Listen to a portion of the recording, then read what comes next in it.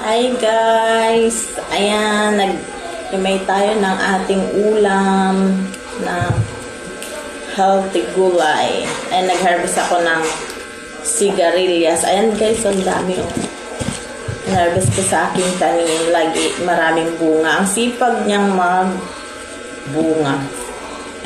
Tapos ito, bumili din ako ng kalabasa. Kasi hindi nabuhay yung kalabasa ko. So, ayan, bumili na lang ako ng bulaklak at saka bunga. Ayan. Bulaklak at saka bunga ng kalabasa ay 70 pesos.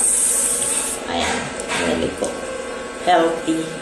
Tapos nag-harvest lang ako ng sigarilyas, tsaka talbos, saluyot at dahon ng malunggay. Ayan yung hahalo ko. Tapos lalagyan ko to ng galunggong. Ayun ulam namin guys. Ayan guys, ang sarap. Dami.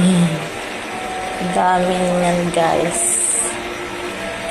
Tatlo lang kami ng mga tinakas ko pero ang dami. Ang sarap niyan. Okay.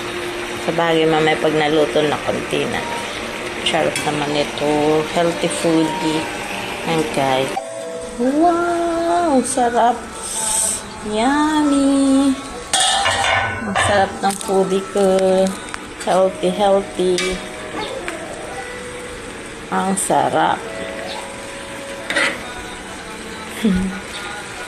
Sarap.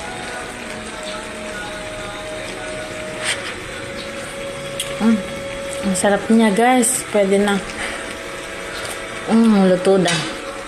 Yung kalabasa. Ayan. Tsaka sigarilyas. Ito na sila.